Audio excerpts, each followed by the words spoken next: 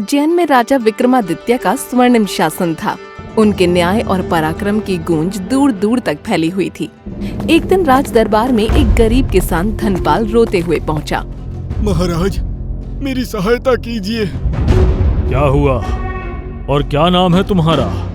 महाराज, मेरा नाम धनपाल है। मैं एक गरीब किसान हूँ। मेरी बेटी सुरभि कल शाम जंगल में लकड़ियाँ काटने गई थी और अब तक लौटी नहीं। क्या तुमने उसे जंगल में ढूंढा? कहीं वह किसी जंगली जानवर का शिकार तो नहीं हो गई? नहीं महाराज, मेरी पुत्री बचपन से जंगल जाती रही है। मैंने उसे जंगली जानवरों से बचने का प्रशिक्षण बचपन से ही दिया है। मेरा मन नहीं मानता। मुझे लगता है उसका अपहरण हुआ है। राजा विक्रमादित्य ये सुनकर चौंक गए। उन्हें ये बात साधारण नहीं लगी। ठीक है, तुम्हें न्याय मिलेगा। हम इस मामले की गहराई से छानबीन करेंगे। धनपाल रोते हुए दरबार से बाहर चला गया, लेकिन अब मामला राजा विक्रमादित्य की सोच से टकरा चुका था। जाकर मेरी खास गुप्तचर चंद्रकांता को बुला कर लाओ। सैनिक ने झुककर सिर हिलाया और तुरंत चला गया।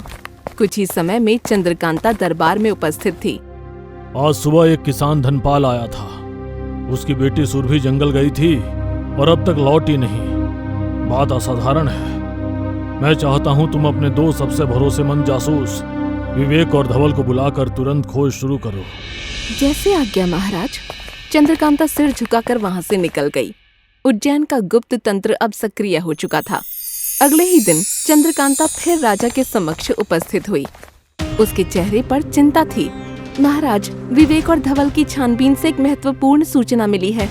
कौन सी सूचना? सुरभि को आखिरी बार पुराने खंडहर के पास देखा गया था। वहाँ के बारे में कई डरावनी बातें प्रचलित हैं। लोगों का मानना है कि वहाँ तांत्रिक गतिविधियाँ होती हैं। कोई भी वहाँ जाने का साहस नहीं करता। हमारा कोई भी सैनिक खंडहर के अंदर नहीं जाएगा। वो क्षेत्र अत्यंत भयावह है। राजा विक्रमादित्य कुछ क्षण मौन रहे, फिर उनके भीतर का योद्धा जाग उठा। यदि ऐसी बात है तो फिर मैं स्वयं एक योगी का वेश धारण कर उस क्षेत्र की छानबीन करूंगा। अगले ही दिन राजा विक्रमादित्य ने एक साधु का भेष धारण किया और अकेले ही खंडहर के आसपास की छानबीन के लिए निकल पड़े। ये इलाका सच में अजीब है। कहीं न कहीं कुछ गड़बड़ जरूर है। कुछ देर बाद राजा विक्रमादित्य छानबीन करके वहां से लौट आया। जैसे ही विक्रमादित्य छानबीन के बाद महल लौटते हैं, तभी चंद्रकांता उनसे मिलने पहुंचती है। महाराज, एक और महत्वपूर्ण सूचना मिली है। जंगल के पास खून के निशान पाए गए हैं। वहाँ सुरभि का दुपट्टा भी मिला है और एक गुप्त सुरंग भी। गुप्त सुरंग? जी महाराज, यदि आप आज्ञा दें तो मैं सैनिकों को लेकर वहाँ पहुँच सकती हूँ। नहीं चंद्रकांता, ये मामला अब और भी पेचीदा होता जा रहा है। मैं स्वयं वहाँ जाकर इसकी जांच करूंगा। अगले दिन विक्रमादित्य जंगल में उस स्थान पर पहुँचे जहाँ सुरंग मिली थी। ये सुरंग बहुत चालाकी से छिपाई गई है। इतना बोलकर राजा सुरंग में प्रवेश कर गए। अंदर अंधेरा था। कुछ दूर जाने पर दीवार पर जलती हुई मशाल दिखी। मशाल जल रही है, इसका मतलब कोई यहाँ आता जाता है। इतना बोलकर वो मशाल लेकर आगे बढ़े। विक्रमादित्य तहखाने में एक बेहोश लड़की को देखते हैं, सुरभि। वो उसके पास पहुँचते हैं। होश में आओ बेटी। लड़की धीरे धीरे होश में आती है और डर जाती है। डरो नहीं, मैं विक्रमादित्य हूँ, उज्जैन का राजा। मेरा नाम सुरभि है। मुझे यहाँ से ले चलिए महाराज। अब कोई तुम्हें छू भी नहीं सकता। चलो मेरे साथ। राजा विक्रमादित्य सुरभि को महल ले आए और दरबार में उससे पूरी बात पूछी। बेटी, तुम्हें उस खंडहर तक कौन ले गया? महाराज, मैं जंगल में लकड़ियाँ काट रही थी। तभी एक तांत्रिक आया और कहने लगा कि उसे एक विशेष पूजा करनी है जिसमें मेरी सहायता चाहिए।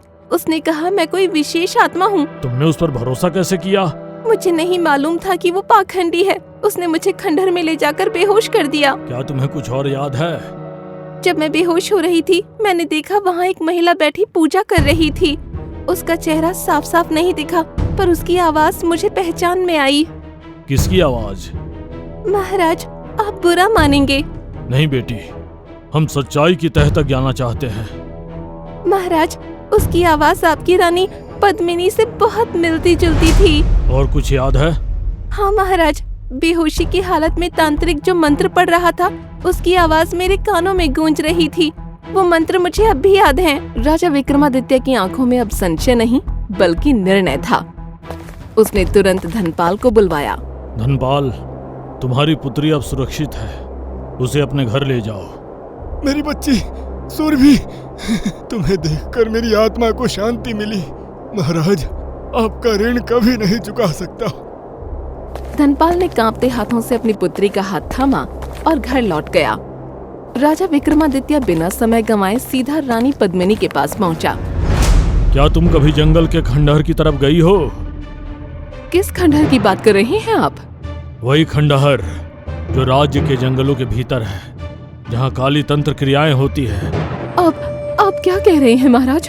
उस दिशा की तरफ देखना भी मुझे भयभीत करता है। मैं वहाँ कभी नहीं गई। रानी पद्मिनी ने एक क्षण को अपनी आंखें चुराईं और वो वहाँ से निकल गईं। परंतु राजा विक्रमादित्य का संदेह गहरा हो चुका था। मुझे लगता है मेरी पत्नी कुछ छिपा रही है, मगर ऐसा क्या किया जाए जिससे वो स्वयं सच उगल दे। महाराज, सुरभि ने जो मंत्र बताए थे उसे वो याद है ना? क्यों ना हम दरबार में उन्हीं मंत्रों का जाप कराएं रानी की उपस्थिति में? एक उत्तम विचार है। यदि रानी की प्रतिक्रिया असामान्य रही तो सारा पर्दाफाश हो जाएगा। अगले दिन दरबार में एक साधु बुलवाया गया। सभा में चंद्रकांता, राजा और रानी पद्मिनी स्वयं उपस्थित थे। मंत्र का जाप आरंभ करता हूँ महाराज। साधु ने मंत्र पढ़ने शुरू किए। जैसे ही जाप गूंजा, रानी पद्मिनी की आंखों में डर उतर आया। वो कांपने लगी। बंद करो ये मंत्र, ये आवाज बंद करो। रानी की चीखों ने दरबार को स्तब्ध कर दिया। साधु चुप हो गया। महाराज, आपकी पत्नी पर काले जादू का प्रभाव है। वह स्वयं ही अब सच्चाई बताएगी। अब सब कुछ सामने आ चुका है, झूठ की कोई जगह नहीं। सच बताओ पद्मिनी। रानी पद्मिनी का चेहरा स्याह पड़ गया। उसकी सांसें तेज थीं। वो जान चुकी थी कि अब कोई रास्ता नहीं बचा। मुझे क्षमा कर दीजिए, मेरी सिर्फ एक गलती थी। मैं अपनी सुंदरता को बढ़ाना चाहती थी। मुझे पता चला कि जंगल में एक तांत्रिक है जो खंडहर के अंदर रहता है। वो मेरे सौंदर्य को बढ़ा सकता है। मैं सबकी नजरों से छिपकर चुपचाप उसके पास गई, लेकिन उसने मुझे अपने काले मंत्रों से वश में कर लिया। मैं वही करने लगी जो वो कहता था। मुझे ये तक समझ में नहीं आया कि मैं एक मासूम को बलि के लिए तैयार कर रही हूँ। उस तांत्रिक ने ही सुरभि का अपहरण किया और मैं सब कुछ देख रही थी। जब आपने मुझसे सुरभि के बारे में पूछा तो मैं बताना चाहती थी, लेकिन न जाने क्यों मैं नहीं बता पाई। पूरा दरबार स्तब्ध हो गया। राजा विक्रमादित्य का चेहरा अब कठोर हो चुका था।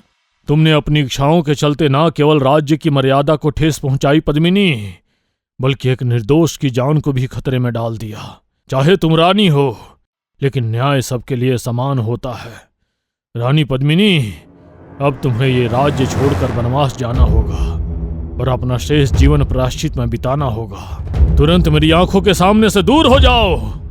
राजा का आदेश सुनकर रानी पद्मिनी फूट फूट कर रोती हुई वहां से चली गईं। रानी के जाने के बाद राजा विक्रमादित्य एक सैनिक की ओर देखते हुए बोले, जाकर उस तांत्रिक को पकड़ कर लाओ, चाहे वह खंडहर में छिपा हो या कहीं और। मुझे किसी भी कीमत पर वह तांत्रिक राज दरबार में चाहिए। सैनिक बिना एक शब्द बोले तुरंत निकल पड़ा। कुछ ही समय बाद वो तांत्रिक को घसीटते हुए दरबार में ले आया। तुमने मुझे बंदी बनवाकर अच्छा नहीं किया विक्रमादित्य। तुम नहीं जानते मेरी शक्तियों को। तभी राजा विक्रमादित्य ने एक जोर का चांटा उसके गाल पर जड़ दिया। तांत्रिक मुंह के बल जमीन पर गिर पड़ा। दिखावा मत कर पाखंडी तांत्रिक। तेरी नकली शक्तियों से भोले भाले लोग डर सकते हैं, राजा विक्रमादित्य नहीं। अब जल्दी से सब सच उगल दे, नहीं तो मेरी तलवार तेरी गर्दन पर चढ़ जाएगी और फिर तेरी गर्दन धड़ से अलग होकर सीधे फर्श पर गिरेगी।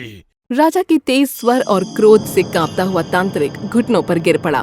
क्षमा कीजिए महाराज, मैंने रानी को उनके सौंदर्य के लालच में फंसाया और फिर अपने स्वार्थ के लिए उन्हें कठपुतली बना दिया।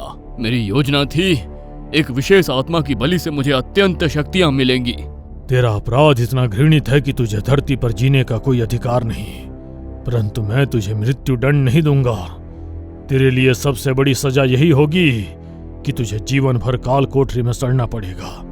इस पाखंडी को ले जाकर काल कोठरी में डाल दो। सैनिकों ने तांत्रिक को घसीटते हुए काल कोठरी में डाल दिया। महाराज, रानी पद्मिनी आपकी पत्नी थी, क्या आपका फैसला उचित है? न्याय वो नहीं जो रिश्तों को देखकर बदल जाए। न्याय वो होता है जो सही और गलत में स्पष्ट भेद करे। चाहे दोषी मेरी पत्नी हो, कोई तांत्रिक या फिर मैं स्वयं, न्याय के ऊपर कोई नहीं। राजा विक्रमादित्य के इन शब्दों ने सन्नाटा तोड़ दिया। पूरा दरबार तालियों से गूंज उठा। इस घटना के बाद विक्रमादित्य का नाम अमर हो गया, एक ऐसे राजा के रूप में जिसने न्याय के लिए अपने रिश्तों तक की बलि दे दी। आपको हमारा ये वीडियो पसंद आया हो तो प्लीज हमारे चैनल को सब्सक्राइब कीजिए और हाँ, वीडियो को लाइक और शेयर करना मत भूलना। धन्यवाद।